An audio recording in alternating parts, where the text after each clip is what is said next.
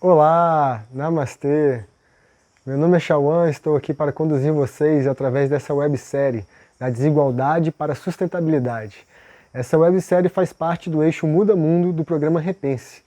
O programa Repense é um programa do Instituto Ibietê que é conduzido por uma série de pessoas que estão aqui repensando a maneira como que a gente se lida com essa sociedade, com a natureza, com tudo que há no nosso entorno. Então a gente tem esse programa que a gente já faz algumas vivências presenciais aqui dentro do Instituto, 2 vezes por mês a gente convida pessoas para vir aqui repensar, né, diversos temas. E agora, por conta da quarentena, a gente está lançando esse programa com várias webséries, toda no online. Então, para quem é assinante, vai poder ter acesso a esses vídeos a qualquer momento, né? Basta acessar lá o nosso canal do YouTube, vai ter todo o banco de vídeos que vai ser lançado. E para quem não é assinante, a gente vai deixar durante um período de 24 horas cada um desses vídeos para que vocês possam também consumir esses vídeos e repensar um pouco sua maneira de lidar com a sociedade. E aí, se você sentir interesse de ver todos os vídeos, né, caso você tenha perco algum, você pode fazer assinatura, às vezes só por um mês, para poder ter acesso a esses vídeos e quem sabe aí quando liberar a quarentena você também poder estar conosco. Então essa série da desigualdade para a sustentabilidade, ela faz parte do eixo Muda Mundo. O eixo Muda Mundo a gente trabalha muito sobre empreendedorismo social, colaborativismo, ferramentas e metodologias novas para que a gente possa fazer essa transição planetária para um mundo mais igualitário, um mundo onde tem mais empatia, um mundo onde todos possam estar felizes, né? Não só uma pequena camada, mas toda a população. Então, no Muda Mundo, nessa websérie especificamente, a gente vai estar falando um pouco hoje nesse vídeo sobre a revolução que estamos passando, né? Um próximo vídeo a gente vai estar explicando o que são os negócios sociais e num outro vídeo a gente vai estar dando algumas técnicas e ferramentas e metodologias para que você possa começar a dar seus próximos passos.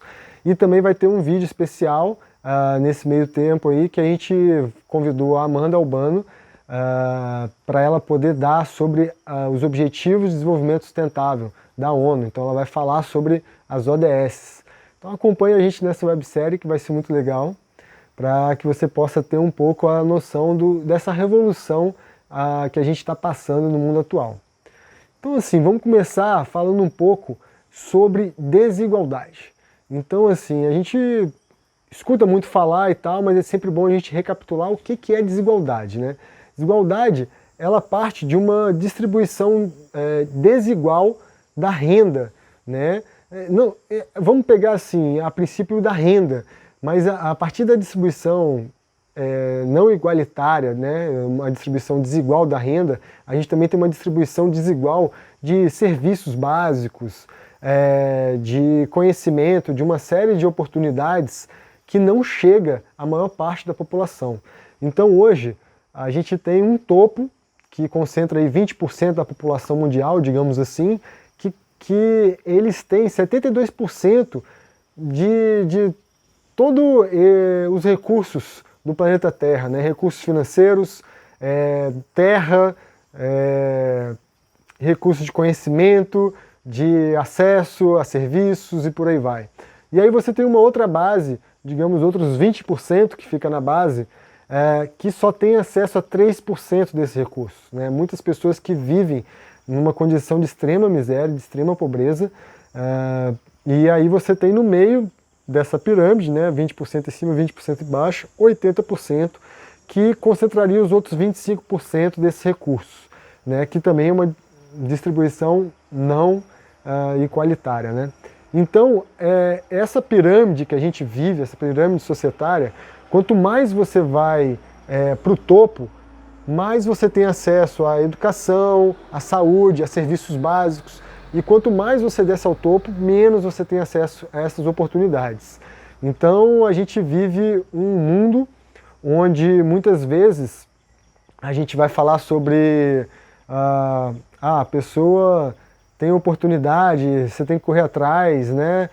Merecimento e por aí vai, mas quantas pessoas realmente têm acesso para começar a ter um pouco desse merecimento, né, dessa vida, né, de serviços básicos às vezes. Então a gente tem também uma outra questão nessa questão da desigualdade, que entra aí a questão de raça, né? Quantas pessoas hoje sofrem discriminação por conta da sua raça. Então as pessoas de raça, normalmente dependendo do país, uma raça negra, por exemplo, ela pode sofrer discriminação e aí ter menos acesso à educação, menos acesso à saúde, menos acesso a uma série de serviços básicos, né? E eles estão normalmente ali na faixa da pobreza, né? Também a desigualdade de gênero, né? Você pega aí a nível global, a gente vive uma sociedade patriarcal do homem branco, né? Então uma sociedade machista que coloca as mulheres numa situação onde elas recebem menos, onde os trabalhos delas são invisíveis, né? O que é uma mãe, né? Já parou para pensar o que é o trabalho de ser mãe, de você ter que ficar cuidando de um filho, dá trabalho, para quem tem filho sabe o que eu estou falando. E isso é invisibilizado, né? Ela está ali gerando e educando a nossa nova geração e simplesmente está sendo visibilizado. Ela não tem uma renda, não tem como, ela tem que sair para poder gerar uma renda, imagina uma mãe solteira, e ela ainda tem que cuidar do filho, né? Enfim, é uma loucura, são esses trabalhos invisíveis que as mulheres têm, que não são tangibilizados pela sociedade atual, né? E aí a mulher também sofre uma série de situações, né? As mulheres têm uma questão da menstruação, do momento de recolhimento que elas precisam ter, e na sociedade não tem. Quando você vai para povos mais ancestrais, povos mais tradicionais, muitas vezes essa mulher, nessa situação onde ela está passando por um processo interno, ela às vezes se recolhe, né? Isso a gente fala muito no eixo de saberes femininos, você pode acompanhar também, vamos estar falando sobre os ciclos menstruais e várias outras informações legais para você repensar um pouco também esse papel da mulher na nossa sociedade atual. Então a gente tem essas desigualdades também a partir do gênero, a partir da raça, da etnia, e o nosso mundo, a nossa sociedade atual, ela não consegue enxergar essas pessoas e elas acabam colocando essas pessoas numa condição de inferioridade, né, de desigualdade, né, com menos acesso a recursos, a informações, a conhecimento, a serviços básicos e uma série de coisas, né? E o pobre, né, a pessoa que está nessa condição, nessa base da pirâmide, seja uma pessoa pobre, ou seja uma pessoa que sofre algum desses preconceitos de raça, gênero e por aí vai, ela vive numa condição como se fosse um excluído da sociedade. Ela não é colocado como o alvo. Vamos aqui fazer, digamos, políticas sociais para atender essas pessoas, né? Normalmente essas pessoas elas estão lutando e brigando para ter direito, para ter voz. E você imagina, todos nós somos humanos. Como é que uma pessoa, por conta da sua raça, do seu gênero ou da sua condição financeira, ela tem que ficar brigando por voz, brigando para simplesmente poder se expressar. Então, essa desigualdade social que a gente vive, né, na nossa sociedade atual. E aí, o que você tem? Normalmente você tem essa exclusão social, você tem uma segregação social e, naturalmente, você tem maior desemprego, né, nessa faixa, nessa base. E aí, naturalmente, essas pessoas elas vão ter uma agitação civil, onde elas vão estar ali tendo que lutar, né, pelos seus princípios, e muitas vezes esse lutar pode indicar atos até criminosos, né? Então, quando você tem um ato de pegar e apedrejar alguma coisa, ou de simplesmente um assalto, por exemplo, às vezes roubar, não estou defendendo a pessoa que faz o assalto, mas isso é consequência de uma desigualdade social que a gente vive. Então aquela pessoa nada mais quer, ela quer estar inserida nessa sociedade que a gente cria, que é ilusória, essa sociedade consumista, digamos assim, que você tem que ter isso, tem que ter aquilo, e por aí vai, e essa pessoa se sente inferiorizada, e a partir disso gera vários processos, e ela tem essa atitude às vezes de um ato criminoso, de uma depredação, essa agitação civil que acontece. E aí, como é que a gente resolve a desigualdade social? Lógico que é uma complexidade muito grande, né? Mas basicamente a gente tem que ter uma série de situações, eu vou pontuar algumas, para que a gente possa começar a entender essa desigualdade social que a gente vive e começar a dar os primeiros passos para a mudança. A primeira são ações governamentais, né? O governo hoje é o grande gestor da sociedade, da população como um todo, de um país, de uma nação, de um estado, de uma cidade. Então ações governamentais que visam diminuir essa questão da desigualdade. Uma questão, por exemplo, que surgiu aqui no Brasil são a cota de negros para as universidades. Isso é uma ação, é um exemplo de ação governamental que visa, de alguma maneira, criar uma maior igualdade, né, um maior acesso a essa parte da população que é considerada excluída, né? A gente também tem ações de educação e ações de saúde que vão fazer com que busquem também ter uma maior igualdade, né? Que é você dar acesso para as pessoas, né? Então, quando você começa a dar acesso para essas pessoas que estão excluídas à educação e à saúde, né, uma educação básica e uma saúde básica, você começa também a equilibrar um pouco mais essa desigualdade, né? A gente também tem ações de integração da sociedade, né? Onde a gente tem como ONGs como a nossa, o Instituto IBT, ou outras ONGs, ou institutos sem fins lucrativos, ou fundações e por aí vai, que fazem esse trabalho de integrar, de levar conhecimento, de levar serviços públicos ou serviços básicos para essa gama da sociedade que está excluída. Então essas ações, né, de cuidado, de proteção, de ser a voz desse grupo excluído, dessa base, também são maneiras de começar a diminuir essa desigualdade social. E um ponto que eu considero muito importante para minimizar essa desigualdade social é o empreendedorismo social, que é a base desse eixo Muda Mundo. Então, no terceiro episódio da série a gente vai falar sobre empreendedorismo social mais a fundo e vamos falar sobre negócios sociais, né? O empreendedorismo social é a gente dar realmente poder para essa base, para que ela possa construir ações, projetos, negócios, para que a gente possa começar a diminuir essa concentração de renda no topo, para que a gente possa distribuir mais e sair dessa pirâmide para uma coisa mais horizontal. Então, essa é uma base, digamos assim, sobre a desigualdade social que eu estou trazendo, mas aí agora eu gostaria de entrar num processo de reflexão e explicar que a gente está passando por uma revolução, onde a gente está saindo do mundo egóico, onde a gente tem o homem na base da pirâmide, né, onde esse homem atualmente é o homem branco, né, que está ali nessa base, que ele está acima da própria mulher, ele está acima de todas as outras raças, ele está acima de todos os animais, vegetais e tudo que há, né, nessa esfera global. E a gente está migrando para uma revolução, para enxergar um novo mundo, um mundo mais eco. Nesse mundo eco não tem base da pirâmide, não tem nem pirâmide, é um mundo circular, onde todos esses personagens, seja um animal, uma planta, seja um homem, uma mulher, raça, credo, etnia, o que quer que seja, elas estão no mesmo bolo, elas fazem parte desse grande planeta, né? A gente começa a ter essa visão de que nós vivemos nesse corpo celeste, né? Então, assim, a Terra, Gaia, Mãe Terra, ela é um grande corpo celeste, né? É como se fosse a gente, né? Dentro de nós somos um corpo e dentro de nós a gente tem nosso microcosmos, nossas células, nossos órgãos, nossos sistemas e por aí vai. E aqui é como se cada célula fosse um indivíduo, né? Fosse uma planta, um animal, um humano que está aqui dentro de nós. Se a gente trazendo isso para o macrocosmos, né, a gente tem Gaia, planeta Terra, como esse grande corpo celeste. E nós todos estamos integrados, nós todos temos que, em sinergia, fazer com que esse corpo funcione.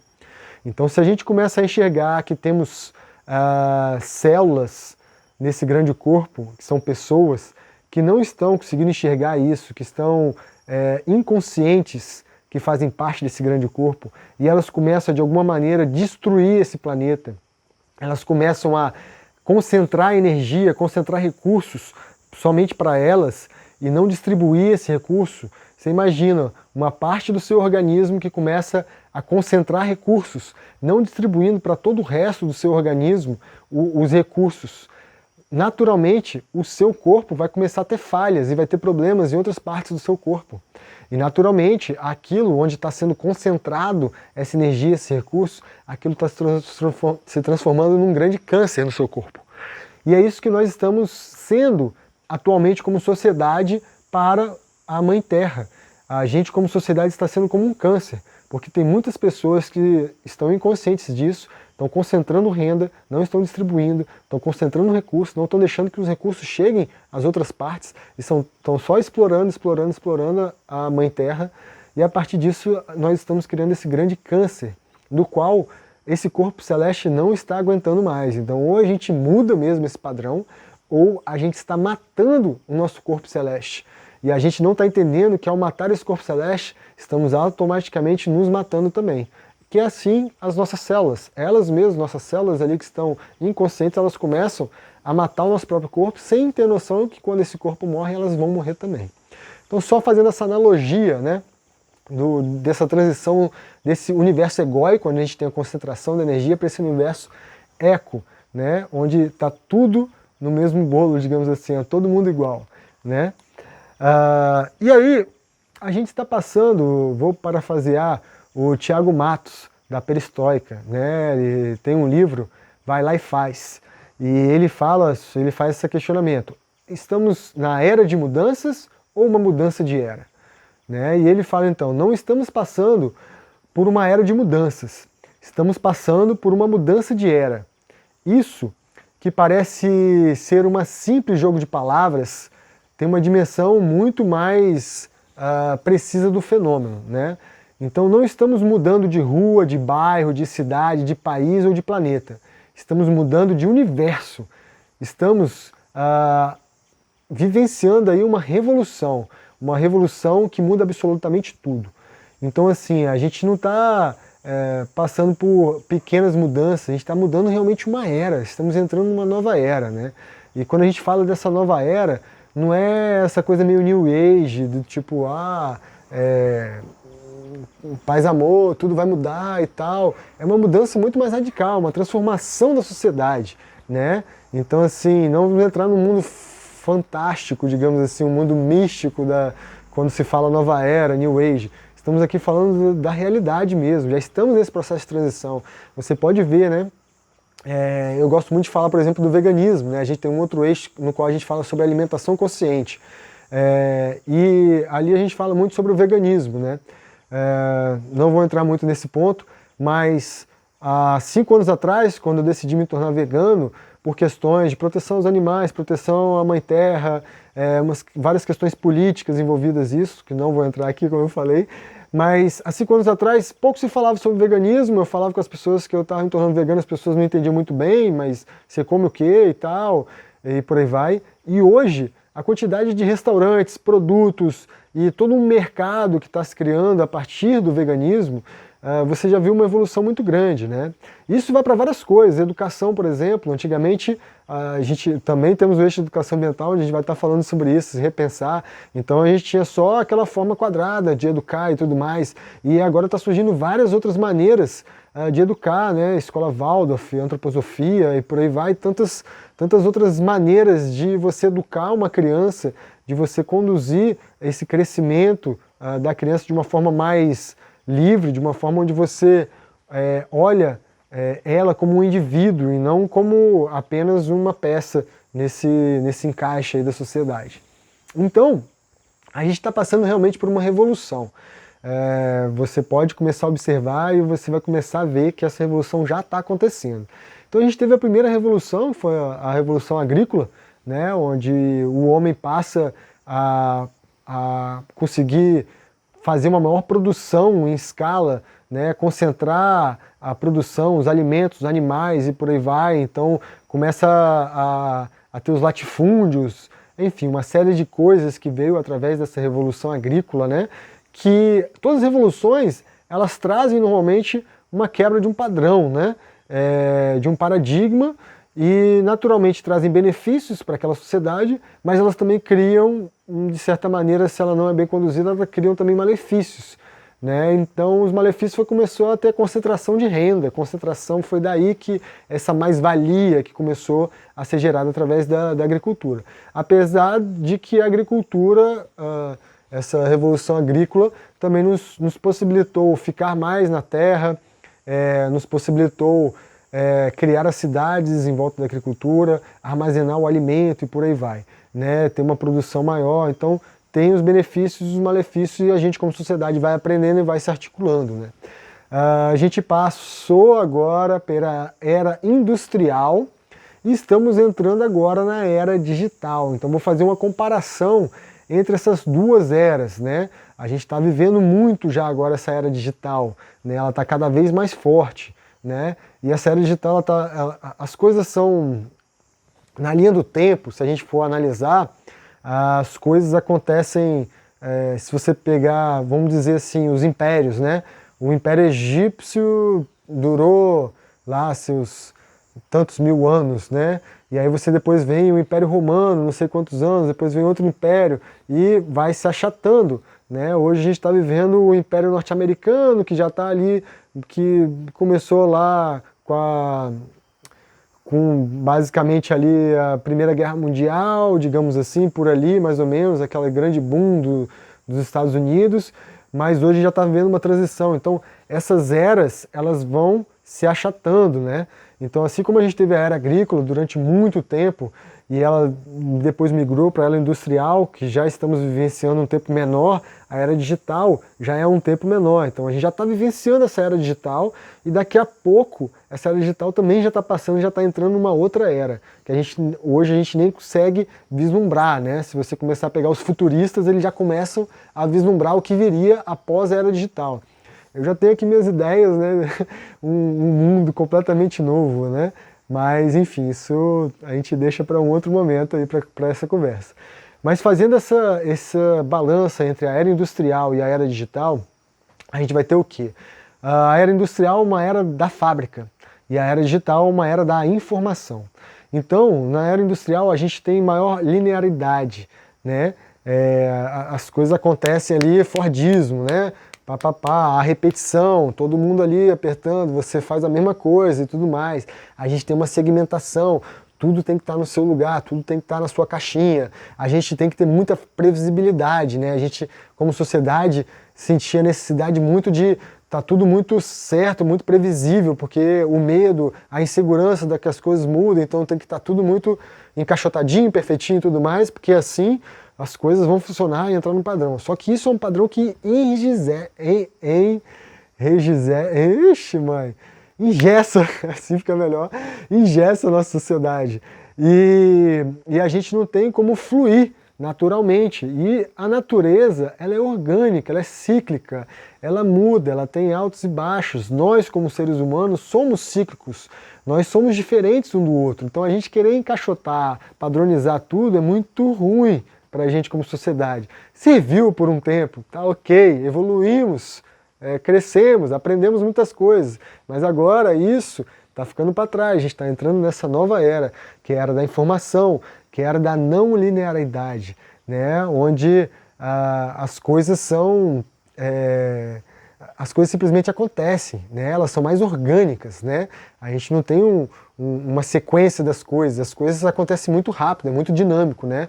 A gente está entrando nessa era da autocuradoria e da customização, então a gente começa a entender cada ser, com cada ponto, com cada questão sua, então a gente não tem mais essa... Você, por exemplo, você entra na internet, você escolhe o que você vai estudar, você customiza o seu produto, você faz as coisas mais personalizadas, sem repetição, né? Você está observando mais a singularidade de cada um, né? E a gente entra nessa transdisciplinaridade, uma conexão maior, né? A gente não tem mais essa pessoa que, eu nasci para fazer isso, para cuidar do dedão do pé direito, né? Não, as pessoas, elas estão começando a entender que elas, ao permear por várias disciplinas, você tem uma maior conexão entre essas diferentes disciplinas e você consegue atingir criatividade, atingir saltos maiores, né? Então, essa transdisciplinaridade, a partir dessa conexão de diferentes disciplinas, diferentes conhecimentos, faz com que a gente, como sociedade, nos eleve, né? E a gente tá começando a entrar nessa questão também da imprevisibilidade das coisas, onde a gente... Isso é uma coisa muito até do conceito budista, né? Eu gosto muito de trabalhar, hoje eu não consigo distinguir muito na minha vida essa questão do empreendedorismo social, da sustentabilidade, sem também trabalhar a espiritualidade, né? A espiritualidade que eu digo não é religião, é espiritualidade, né? Esses conhecimentos espirituais que tanto tem a nos ensinar. Então o budismo vai falar muito sobre a impermanência das coisas. Tudo no mundo é impermanente, nada fica, nem uma rocha, uma montanha, daqui a alguns milhares de anos aquilo não vai estar lá. Então assim, tudo é impermanente. E a gente conseguir aprender a viver nessa impermanência das coisas, onde esse universo, que ok, tem a insegurança, mas a partir dessa segurança eu consigo ser mais maleável, mais resiliente, para poder lidar com essas mudanças que acontecem muito rápido nessa era digital, né? A gente num piscar de olhos, tudo muda, as coisas mudam, aquele emprego já não existe mais, aquela forma de fazer já não existe mais, já é uma nova forma. Então a gente começa a viver nessa loucura, digamos assim, que é uma montanha russa, mas a partir dessa mabiabilidade, hoje tá difícil sair as palavras, mas a gente vai nessa imprevisibilidade das coisas, né? Então a gente vai aprendendo a lidar melhor com esses fluxos naturais da vida, né?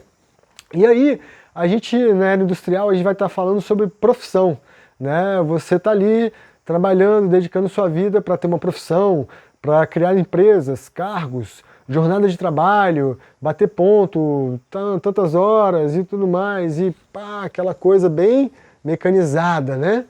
E aí quando você entra para a era digital, a gente está falando basicamente sobre empreendedorismo, sobre você ter uma atividade, né? Você está cumprindo sua missão, seu papel nesse mundo, né? Você atua como grupo de trabalhos com outras pessoas, né? O próprio Repense é um grupo de trabalho, são pessoas que se reuniram para criar esse programa, chamado Programa Repense. Então é um grupo de trabalho, pessoas com diferentes disciplinas, diferentes habilidades, reunidas para montar um projeto. Então a gente tem mais funções momentâneas, né? Uma hora você está ali, vou pegar aqui o exemplo até do nosso grupo de trabalho, né? Uma hora eu estou ali mexendo no marketing, outra hora eu estou ali trabalhando com os boletos financeiros, outra hora eu estou ali gravando uma videoaula. Então assim, você vai permeando por diferentes funções, né? E você não fica ali enrijecido, né? E a auto-organização, onde você tem a sua própria disciplina das coisas, você sabe que você está dando o seu melhor, e você sabe que os outros ali que estão junto com você também estão dando o seu melhor. E esse dar o seu melhor acaba criando essa auto-organização. Então eu não tenho que ficar cobrando de ninguém, né? As pessoas se autorregulam, se auto-organizam. Eu vou organizar meu tempo. Se eu sou mais produtivo na parte da manhã, então eu vou pegar e vou trabalhar muito na parte da manhã, na parte da tarde vou descansar. Ou às vezes eu estou num ápice criativo, vou trabalhar afinco, 12 horas direto. Mas no outro dia eu estou menos, né? Estou aquele dia mais cansado, não sei o quê.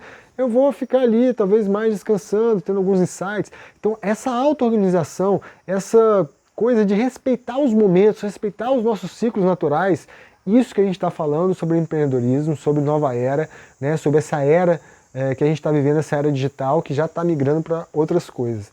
Então, aconselho muito a ver também sobre sociocracia, holocracia. São dois temas que a gente também vai abordar ao longo não nessa websérie, mas ao longo do Eixo Muda Mundo, que tem tudo a ver com essa nova era que a gente está vivendo. Então, esse é o comparativo dessas eras que a gente está vivendo. Então, empreendedorismo é a palavra do século, né, que a gente está vivendo, e fazer. A questão é a gente colocar em prática as coisas, né? A gente, né, tem aquela frase, we are not job seekers, we are job creators, né? Desculpa meu inglês, mas a gente não estamos aqui procurando trabalho, né? Buscando trabalhos, nós somos criadores de trabalhos, né? Nós somos empreendedores, né? E o Muhammad Yunus gosta muito de falar, todos somos empreendedores, mas muitos de nós ainda não tiveram a oportunidade de descobrir. Então se você está aí escutando esse vídeo, está pensando assim, mas empreendedorismo, eu acho que, não sei, eu prefiro ali ter aquela coisa segura, tudo mais, saiba que o mundo está em revolução, e você está nesse processo, nesse meio aí. A gente vê o que está acontecendo atualmente com o coronavírus, né? Você tem uma pandemia, uma situação adversa que está acontecendo no planeta, e de repente está todo mundo com medo de perder o emprego, você tem essa base da pirâmide, dessa desigualdade, que está ali para eles demitir 100 funcionários, 200 funcionários, mas desde que eles mantêm, né, eles vão perder ali alguns milhões talvez, mas vão continuar com muitos milhões na conta. Então, ok, eles devem estar muito estressados, porque eles vão deixar de ter 100 milhões para no final dessa pandemia ter 80 milhões. É muito absurdo, tá ligado? Tava vendo uma matéria, né, e essa pandemia ela é muito essa questão da luta de classes que nós estamos vivendo, né? Ela, mais do que a doença em si, ela está deixando mais visível ainda essa questão da luta de classes, né? Quando a gente tem um presidente, o Bolsonaro, falando, discutindo se a gente deve ou não ficar em casa, isolamento e tudo mais, não sei qual é o seu ponto de vista, mas isso para mim é tirar o foco, a atenção. O governo deveria, na verdade, estar dando assistência para essa população que vai ficar desempregada, para essa faixa, essa grande maioria da população que não está tendo acesso à saúde, não está tendo acesso a recursos básicos, né? Então eles deviam estar pensando e maquinando, não se as pessoas devem ficar em casa ou não, isso é indiscutível, as pessoas devem ficar em casa, senão elas vão morrer, principalmente quem está mais na faixa da miséria, né? Então assim, essa discussão para mim é meio que para tirar o foco, né? Porque o governo atual ele representa muito as grandes empresas, as grandes riquezas do país, né? Ele é um governo que representa esse topo da pirâmide, né?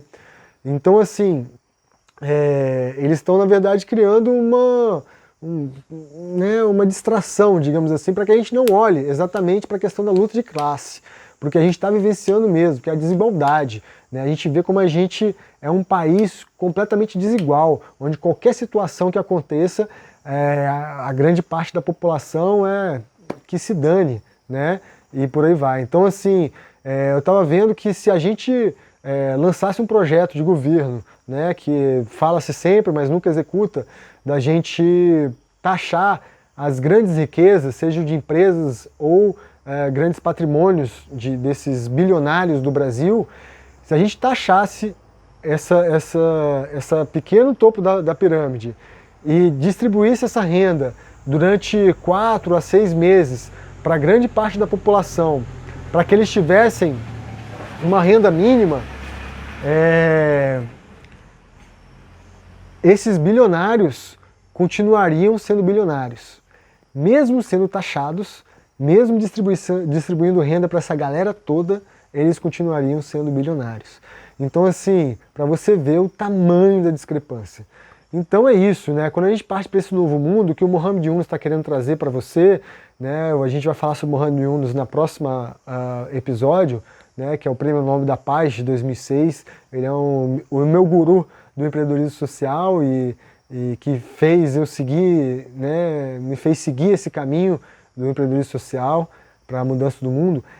O que ele está trazendo é essa visão de que nós devemos ser mais empreendedores em nossa vida, para depender menos dessa situação, a gente fica menos suscetível a essas situações, de tipo, meu emprego, se tudo vai mal eu perco meu emprego, se tudo vai bem eu tenho um emprego, e aí você fica ali tal. Quando você é empreendedor, né, o Yunus ele fala de 3 zeros, eu gosto sempre de falar isso dele.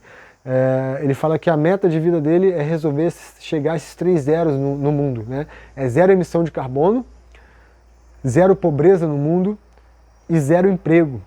Quando eu estava numa palestra dele lá em São Paulo, que ele falou 0 emprego, eu fiquei meio assim, não entendendo direito, 0 emprego, mas como é que seria um mundo sem emprego? Não comecei a entender e ele foi explicando, né? E realmente faz muito sentido, né? Se a gente for para essa visão da nova era, a gente não tem por que ter empregos. Essa visão de emprego, você está dizendo que alguém é dono e alguém manda em outra pessoa. Alguém é subordinado. Então, assim, quando a gente vive nesse universo de emprego, a gente ainda vive num universo de exploração, de colonização, de concentração de renda, né? A gente tem que ir para aquele outro universo que eu estava falando, onde as pessoas em conjunto, colaborativamente, elas criam negócios, elas empreendem juntas, né? Sem criar hierarquias. A gente vai falar muito sobre isso também no próximo episódio. Vai aguardando aí que tem muita coisa boa para vir. Mas seguindo, você sabia que o Brasil é primeiro no ranking de empreendedorismo no mundo? 3 em cada 10 brasileiros são empreendedores, né? A gente teve um aumento de 44% de criação de empresas nos últimos 10 anos, né? Então, assim, você pegar, assim, a gente estava falando aqui num dos encontros, esse jeitinho brasileiro, se você pegar o jeitinho brasileiro da maneira correta, uma visão mais legal desse jeitinho brasileiro, é o jeitinho de se virar, cara, de ter que ali as coisas estão apertadas e você vai ali, cria uma coisa, vai vender na rua, vai fazer um processo ali, isso tudo é empreender, é quando você usa a sua criatividade para poder sair do seu status ali que você está. Então, lógico, eu não estou falando daquele jeitinho brasileiro de fazer uma gambiarra ali, conseguir ganhar em cima do outro e tal, não. É aquele jeitinho empreendedor, esse lado criativo do brasileiro. Nós somos muito criativos. Então, se você tem um empreendedor dentro de você, pode ter certeza que você precisa despertar ele, e é o que esse eixo Muda Mundo vai te ajudar a despertar esse seu lado empreendedor, ok? E aí, essa nova maneira de visualizar o mundo, a gente vai entrar muito nessa economia da colaboratividade, economia colaborativa, né?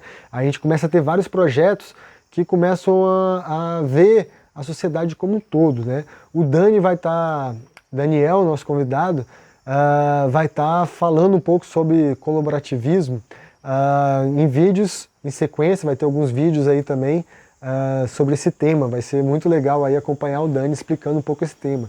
Então vou entrar bem raso aqui nesse tema, mas basicamente essa economia colaborativa é quando a gente sai desse universo onde você tem grandes empresas que contratam pequenas empresas, tem essa pirâmide do empregado, né, empregador, empregado, tal, e você tem várias pessoas em comunhão, distribuindo, colaborando umas com as outras, né?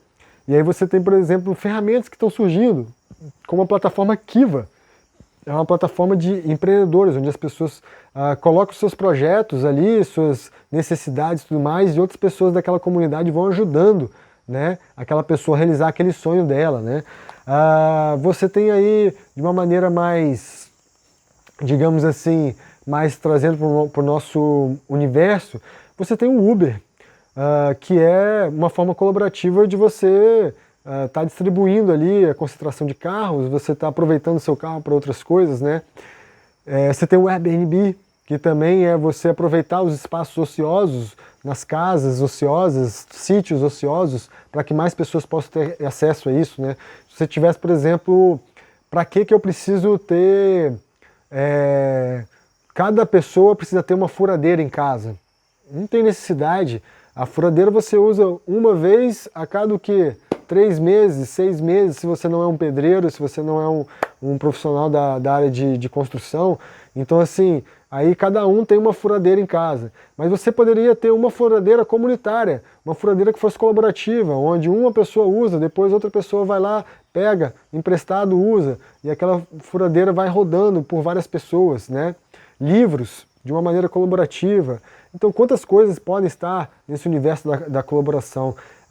Tem um projeto que eu não sei se ele ainda tá de pé, faltou dar uma olhada, mas se tiver eu vou mandar aí, que é o Tem Açúcar, que é muito legal, né? Aquela coisa que traz você para aquela ideia de vizinhança antiga, onde você batia na porta do vizinho e falava: você tem aquele copinho de açúcar aí para né, me salvar e tal? E eles fazem isso assim, né? Você coloca lá o que você está precisando, e aí alguém vai lá e te socorre. Então assim, estou precisando acampar, preciso de uma barraca. Vai lá, alguém te socorre. Pô, estou precisando de uma bicicleta aqui e tal. Essas maneiras de atuar de forma mais colaborativa, né? Você vê, eu falei de bicicleta, você vê essas bicicletas agora que estão ficando em vários lugares, onde você pode pegar ali e usar algumas horas da bicicleta. Você não precisa ter, cada pessoa precisa ter uma bicicleta, a não ser que você use direto, com recorrência, a bicicleta, você não precisaria ter uma bicicleta, você pode ir lá, de forma colaborativa, com outras pessoas. Então, essa é a economia colaborativa que está surgindo. Então, ideias de projetos como isso.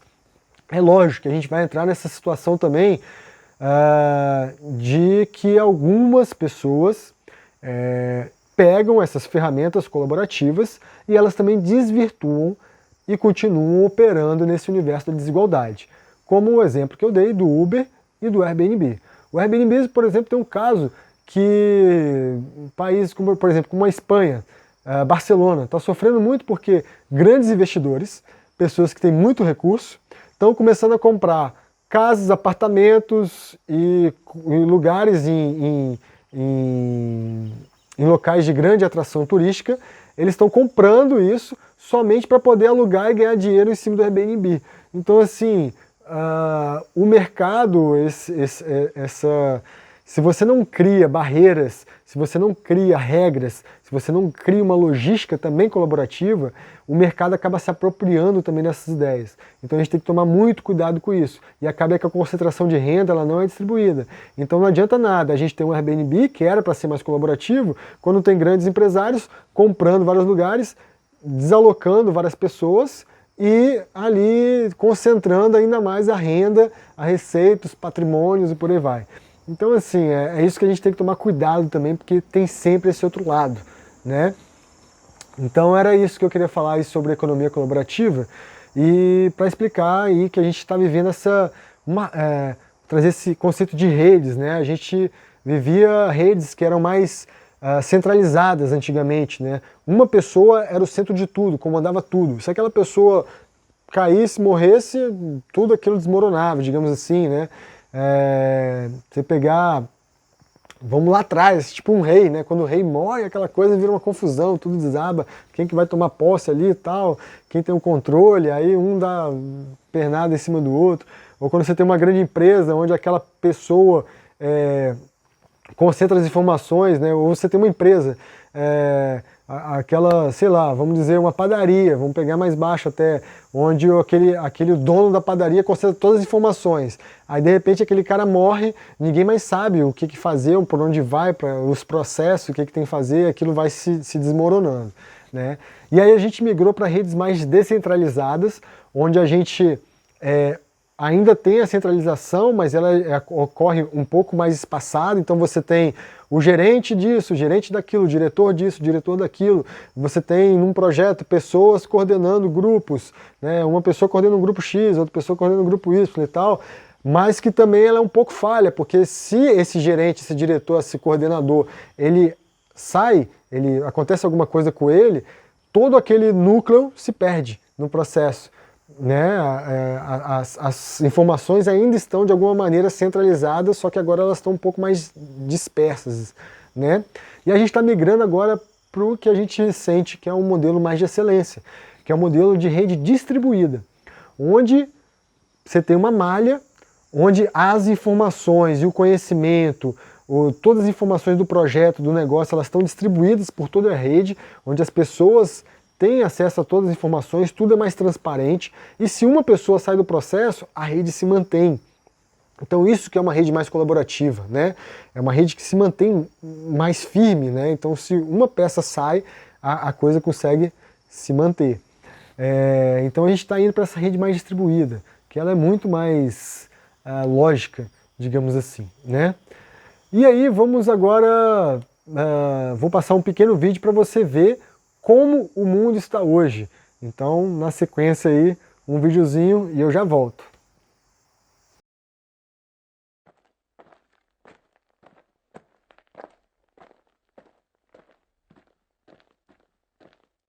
Dear future generations, I think I speak for the rest of us when I say, sorry. Sorry we left you with our mess of a planet. Sorry that we were too caught up in our own doings to do something. Sorry we listened to people who made excuses to do nothing. I hope you forgive us. We just didn't realize how special the earth was. Like a marriage gone wrong. We didn't know what we had until it was gone. For example, I'm guessing you probably know it as the Amazon desert, right? Well, believe it or not, it was once called the Amazon rainforest, and there were billions of trees there, all of them gorgeous, and... Oh, you don't know much about trees, do you?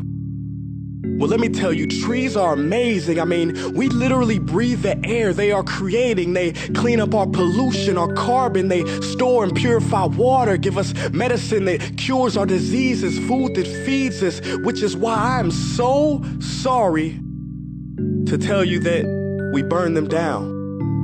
Cut them down with brutal machines, horrific, at a rate of 40 football fields every minute. That's 50% of all the trees in the world gone in the last 100 years. Why?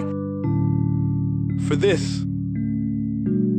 And that wouldn't make me so sad if it weren't so many pictures of leaves on it. You know, when I was a child, I read how the Native Americans had such consideration for the planet that they felt responsible for how they left the land for the next 7 generations. Which brings me great sorrow, because most of us today don't even care about tomorrow. So I'm sorry. I'm sorry that we put profit above people, greed above need, the rule of gold above the golden rule. I'm sorry we use nature as a credit card with no spending limit, overdrafting animals to extinction, stealing your chance to ever see their uniqueness or become friends with them. Sorry we poison the ocean so much that you can't even swim in them. But most of all, I'm sorry about our mindset, 'cause we had the nerve to call this destruction progress. Hey Fox News, if you don't think climate change is a threat, I dare you to interview the thousands of homeless people in Bangladesh. See, while you were in your penthouse nestled, their homes were literally washed away beneath their feet due to rising sea levels. And Sarah Palin, you said that you love the smell of fossil fuels. Well, I urge you to talk to the kids of Beijing who are forced to wear pollution masks just to go to school. See, you can ignore this, but the thing about truth is, it can be denied, not avoided. So I'm sorry, future generations. I'm sorry that our footprint became a sinkhole and not a garden. I'm sorry that we paid so much attention to ISIS and very little to how fast the ice is melting in the Arctic. I'm sorry we doomed you, and I'm sorry we couldn't find another planet in time to move to. You know what? Cut the beat. I'm not sorry. This future, I do not accept it, because an error does not become a mistake until you refuse to correct it. We can redirect this. How? Let me suggest that if a farmer sees a tree that is unhealthy, they don't look at the branches to diagnose it, they look at the root. So like that farmer, we must look at the root, and not to the branches of government, not to the politicians run by corporations. We are the root, we are the foundation. This generation, it is up to us to take care of this planet. It is our only home. We must globally warm our hearts and change the climate of our souls and realize that we are not apart from nature, we are a part of nature. And to betray nature is to betray us. To save nature is to save us. Because whatever you're fighting for, racism or poverty, feminism, gay rights, or any type of equality, it won't matter in the least. Because if we don't all work together to save the environment, we will be equally extinct. Sorry.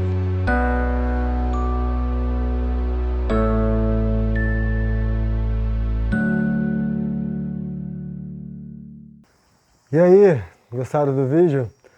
Bem impactante, né? Eu, pelo menos, quando vi esse vídeo, acho que toda vez que eu vejo ele, me escorre lágrimas no meu olho, porque a gente para ver como a gente está destruindo realmente o planeta, assim, né? E que se a gente permanecer dessa maneira, não vai sobrar nada. E a gente faz muito isso com o planeta sem ter uma completa noção, né, do que a gente está fazendo. Vou contar uma historinha para poder explicar o porquê que a gente está nesse flow, né, que a gente nem entende, né. Então, assim, não é bem uma história, isso aconteceu de fato, né? Um grupo de cientistas pegou e fez uma experiência. Eles colocaram 5 macacos dentro de uma jaula, e dentro dessa jaula tinha uma escada com um cacho de banana em cima. E aí, quando um macaco subia para poder pegar o cacho de banana, os cientistas jogavam um jato de água gelada nos macacos que ficavam embaixo. Aí, naturalmente, o que aconteceu? Quando o macaco tentava subir para pegar a banana, os outros macacos pegavam esse macaco e não deixavam ele subir e enchia ele de porrada ali, digamos assim, né? Não, ninguém vai subir. Passado um tempo, ficava lá o cacho de banana e nenhum macaco subia mais para pegar aquele cacho de banana, porque todos entendiam que iriam levar o jato de água fria. Aí o que os cientistas fizeram? Pegaram e trocaram um macaco, substituíram. Esse macaco novo, primeira coisa que ele fez, olhou lá o cacho de banana dando mole, subiu a escada para poder pegar o cacho de banana, os outros pegaram ele, botaram ele para baixo e deram porrada nele. Aí ele começou a olhar assim, então quer dizer que eu não posso ir lá pegar aquele cacho de banana, ok. Aí os cientistas foram, pegaram, trocaram um segundo macaco. Primeira coisa que esse segundo macaco fez, esse macaco novo, foi subir, e aí todos os macacos foram lá, pegaram ele, inclusive o macaco novo, que nem sabia o porquê das coisas, foi lá e pegou também esse segundo macaco e não deixou ele pegar o cacho de bananas. E assim sucessivamente os cientistas foram trocando os macacos, até que não restava mais nenhum macaco antigo, eram 5 macacos novos, e nenhum deles subia para pegar o cacho de banana. Mas se você perguntar para algum desses 5 macacos novos por que eles não sobem para pegar o cacho de banana, eles vão responder assim: não sei, sempre foi assim. Nenhum deles nunca tomou o jato de água gelada, nunca passou por nenhuma experiência, mas eles continuam replicando. Talvez agora, no momento atual, eles possam pegar e os cientistas não vão jogar o jato, mas eles não sabem nem que existe o jato. Então, assim, essa é uma questão para exemplificar um pouco da nossa condição, né? A gente chega nesse mundo e as coisas já estão como são. A gente já tem vários paradigmas, vários padrões mentais, várias coisas dizendo pra gente: isso é o certo, isso é o errado, tem que ser feito assim, se não fizer assim, ó, meu Deus, não sei nem o que vai acontecer, mas não faça o contrário disso. Então a gente tem essas caixas onde a gente vive como sociedade, esses padrões, né, esses paradigmas. Então a gente nasceu nessa sociedade e a gente precisa começar a repensar ela. A gente precisa começar a rever esses padrões, esses paradigmas. A gente começa a pensar o que a gente quer daqui para frente, porque esses padrões e paradigmas antigos não funcionam mais. Eles estão fazendo um esgotamento do planeta Terra, um esgotamento das nossas relações, da nossa sociedade.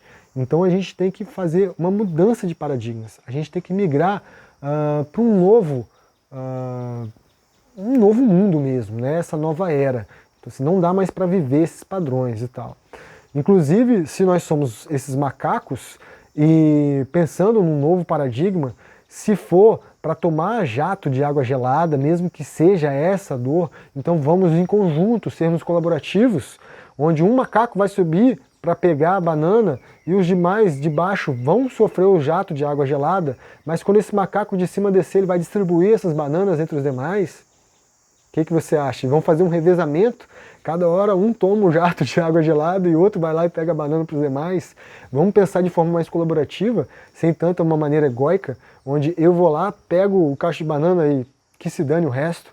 Então é isso, né? Esse novo pensar, esse novo repensar a sociedade que a gente está trazendo para vocês. E aí eu gosto muito de falar que nós que estamos aqui repensando o mundo, trazendo consciência, despertando nossa consciência e que estamos atuando, seja com empreendedorismo social, seja com agrofloresta, com bioconstrução, seja com uma saúde mais integrativa, uma saúde mais humanitária, seja em diferentes papéis onde a gente luta por classes, luta por gênero, luta por raça, luta pelas minorias, luta para que tenhamos uma sociedade mais igual. Eu gosto de considerar que nós somos como hackers de sistema, né? Então o empreendedor social, ele é muito hacker. Ele é aquele cara que consegue entrar no sistema atual, esse sistema capitalista, selvagem, de concentração de renda e tudo mais, e ele de alguma maneira ele quebra o sistema por dentro para que possa distribuir mais. Então o empreendedor social é aquele que consegue colocar o terno, a gravata, fazer aquela pose e ir lá conversar com o presidente de uma grande empresa, conseguir captar um recurso e tudo mais, e dali transformar e produzir um negócio que vai melhorar uma população de baixa renda, uma população que está em uma situação de crise, transformar a natureza, melhorar, reflorestar e por aí vai. Então, se considere a partir de hoje esse hacker, essa pessoa que está permeando entre esses dois mundos, esses dois universos, né? Que consegue ir lá e conversar. A gente não precisa ser extremista. Quando a gente tem pessoas que precisam fazer esse papel de extremista, né? A gente também respeitar essas pessoas que estão ali lutando, que estão na frente, dando a cara. Essas pessoas também são necessárias, né? Porque a gente precisa também ter algumas quebras, algumas pessoas que falem diretamente a verdade, que falem diretamente esses paradigmas que estão obsoletos, que precisam ser alterados. E a gente tem outras pessoas que vão fazer esse meio do caminho, essa transição, que eles vão fazer ali de um papel, digamos, de Robin Hood, mas sem precisar roubar, né? É simplesmente entrar lá no sistema, hackear ele e distribuir essa renda para que a gente consiga ter cada vez mais uma sociedade mais igualitária. Então eu gosto muito dessa analogia do hacker, né? E a gente vai começar a entrar nesse novo mundo, nesse novo paradigma, né? Então eu quero botar aqui esses dois exemplos de paradigmas, né? A gente sai dessa lógica competitiva que a gente vive atualmente e a gente começa a viver uma lógica cooperativa. Então a gente deixa de essa história de ter, fazer e começa a ser, simplesmente ser humano, ser e servir, estarmos aqui para simplesmente ser nesse planeta, né? Eu não tenho que ter, que fazer, que é isso, tem que ser assim, tem que ser assado. Não, a gente só está sendo, está vivendo essa experiência humana, essa experiência maravilhosa de estarmos aqui, né? Não tem mais essa coisa de ter posse, é meu, né? A gente começa a compartilhar as coisas, né?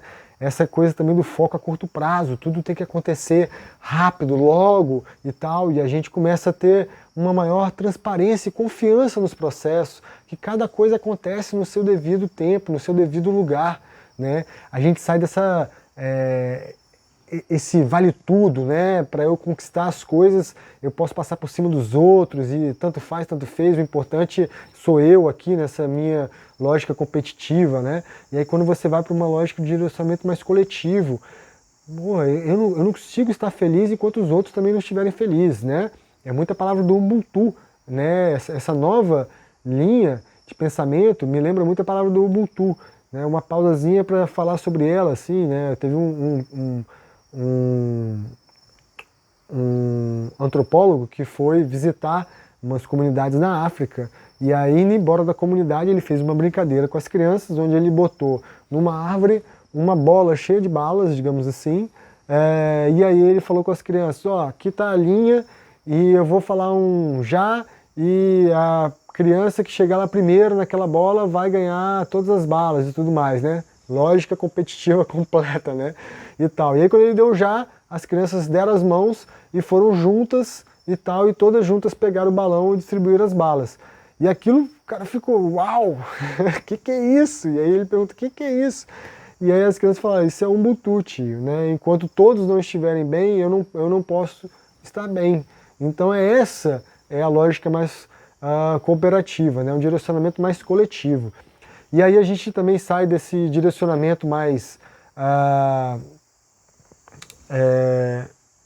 egoísta, né? Sai dessa coisa vale tudo, egoísta e tal, e a gente traz mais essa coisa do direcionamento mais coletivo. Então, assim, tem também na lógica competitiva, mais e maior é melhor.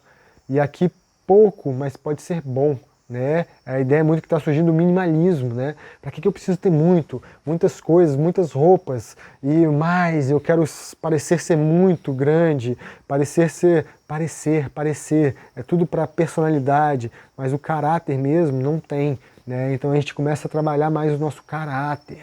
Eu posso ter pouco, mas tudo que eu tenho é bom, tudo que eu tenho já me completa. Eu sou rico não por números e grandiosidades, eu sou rico porque tudo que eu preciso eu já tenho e eu estou satisfeito com isso, né? A gente sai desse nível hierárquico e vai para o nível mais igualitário, né? As coisas menos horizontais. Eu mando aqui, esse aqui manda naqui, esse aqui manda naqui, e enfim, né? E a gente trabalha mais no nível mais igualitário, mais sociocrata, onde as conversas são distribuídas, né? Onde as opiniões são escutadas, onde todos são escutados no processo, né?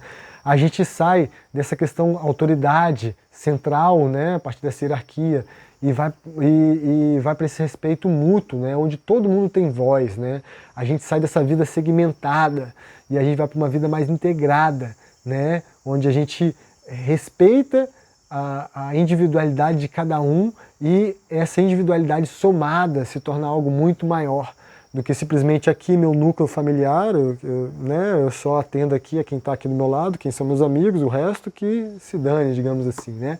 A gente sai de uma ética regional, onde as coisas são ali bairristas e por aí vai, e a gente vai para uma ética planetária, onde a gente está falando de humanidade. Estamos todos nesse grande corpo celeste. Não tem diferença, né, entre raça, credo, etnia, cor, país e por aí vai. Estamos todo mundo junto para fazer com que essa mudança ocorra de uma forma planetária. A gente sai dessa economia da escassez, esse medo de que vai faltar, essa coisa das grandes empresas segurar, não distribuir e tudo mais, e a gente vai para a economia da abundância, onde é possível sim todo mundo ter acesso a tudo, onde é possível a gente ter uma distribuição, onde todos possam ter das coisas básicas a realização dos seus grandes sonhos. A gente vai começar a visualizar esse novo mundo mais abundante para todo mundo. E aí a gente sai dessa lógica perde-ganha, onde para um ganhar, alguém tem que estar perdendo, esse paradigma que foi implementado. Então, se não tem como alguém ganhar sem outro estar perdendo, para uma nova lógica, onde é ganha-ganha. Está todo mundo ali no processo, a gente tem relações mais verdadeiras. Olha, a partir dessa minha relação com você, eu vou ganhar isso, mas você em troca vai ganhar isso também. Vamos fazer essa troca, essa relação, né, essa verdade, né, e não eu querer, aqui por trás eu sei que eu estou ganhando muito mais do que ele e tal. Cara, chega disso. Chega dessa lógica competitiva e vamos começar a avançar para essa lógica cooperativa. Arro? Tamo junto? E aí, nesse novo mundo que a gente está vindo, também surgem novas ferramentas, novas metodologias, né? Eu já falei algumas aqui, mas vou passar algumas outras para você até começar a pesquisar, começar a olhar. Tem a sociocracia, fluxonomia 4D, moedas sociais, um negócio social que a gente vai estar falando no próximo episódio, design thinking, blockchain, comunicação não violenta, economia circular, economia colaborativa. Estamos falando dessa geração XYZ, open source, economia de compartilhamento e tantas outras coisas que estão surgindo nessa nova era, nesse novo mundo. Vai pesquisando aí, a gente vai ter nos próximos encontros do Mundo a Mundo, vai estar falando sobre muitas dessas ferramentas, porque elas realmente auxiliam a gente a fazer essa transição, né, dessa lógica competitiva para uma lógica mais cooperativa, né? Então, agora, para finalizar, a gente vai fazer um exercício de backcasting. Backcasting é quando a gente... Porque, né, antigamente falavam pra gente assim, estamos aqui no presente e aí vamos imaginar o passo a passo para eu chegar onde eu quero, no mundo que eu quero. Então, digamos que eu quero acabar com a poluição dos mares. Então eu venho daqui no meu estado presente e começo a pensar, ok, eu preciso fazer isso, depois eu preciso fazer aquilo, depois eu preciso fazer aquilo outro, e aí sim eu vou chegar na despoluição dos mares. Mas o backcast ele faz o contrário, a gente faz um exercício de ir no futuro, então eu imagino o futuro primeiro, a despoluição dos mares, eu lá ajudando a despoluir os mares e tudo mais, e depois eu vou fazendo o contrário. Ok, tá, eu tô lá despoluindo os mares, mas antes disso o que eu fiz? Eu fiz isso, e antes disso eu fiz isso, e antes disso eu fiz isso, e antes disso eu fiz isso, até chegar ao seu estado presente. Então, isso é uma ferramenta muito legal de visualização, de criação, né, onde você cocria primeiro onde você quer chegar, o que você quer, e depois, de frente, né, lá da frente para trás, você vai fazendo os passos retroativamente até chegar no seu momento presente, o que você precisa fazer.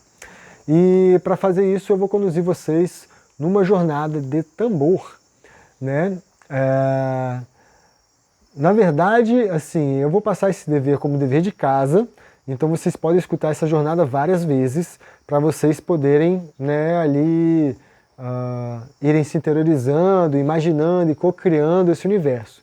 Mas basicamente, depois quando você for fazer, né, você pode dar até uma pausa agora para poder seguir alguns passos do exercício antes de escutar a jornada com o tambor mesmo, assim. Então primeiro você vai escolher um problema social ou ambiental que você quer resolver. Vou dar esse exemplo assim, eu quero despoluir os oceanos, né? Sinto que esse é um desejo meu, um propósito meu, né? Então você escolhe um problema social ou ambiental que você quer resolver. Aí, na jornada de tambor, quando eu estiver conduzindo e tal, você vai se imaginar vivenciando nesse mundo. Um mundo onde não tenha mais esse problema social ambiental. E aí depois você vai imaginar algo que tenha sido criado, implementado, ou que tenha sido responsável por terminar com este problema. Né? Qual foi a solução que aconteceu que terminou com esse problema? Aí você vai pensar, outra pergunta é, quem poderia ter desenvolvido essa solução? Né? Você com mais quem ali? Quem está ali envolvido para desenvolver essa solução? E aí, o que essa solução precisaria para poder existir? Então você vai fazendo o backcaching lá. Que recursos, pessoas você precisaria acessar para criar essa solução? Então você vai imaginar ali pessoas que estão envolvidas no projeto, recursos que estão envolvidos e tal, e aí você vai pensar no qual o passo que você poderia dar amanhã nessa direção, ok? Esse é o exercício final. Aqui vamos encerrando essa aula, eu vou fazer a jornada de tambor para você ter. Ela vai ficar gravada a parte, a jornada de tambor, então a qualquer momento você pode pegar o vídeo da jornada, dar o play lá e fazer somente a jornada do tambor, onde eu vou estar conduzindo esse backcast, onde você vai fazer a sua visualização do problema que você quer resolver, imaginar como vai ser esse mundo, imaginar as pessoas, lugares, recursos e coisas que fizeram com que isso acontecesse, e aí você vai voltando até chegar no estado atual e você perceber, ok, qual o próximo passo que eu preciso dar para realizar esse sonho, esse novo mundo. Arro!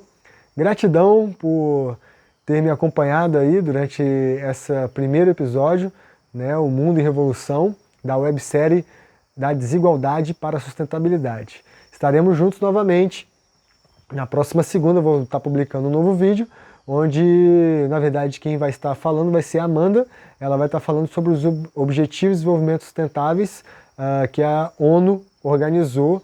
Então você vai ter um conhecimento maior sobre as principais questões a nível global que fazem com que a gente esteja como sociedade doente, e aí você vai pensando em diferentes formas da gente poder curar essa nossa sociedade e fazer essa mudança para esse mundo novo. Ok? Gratidão. Namastê.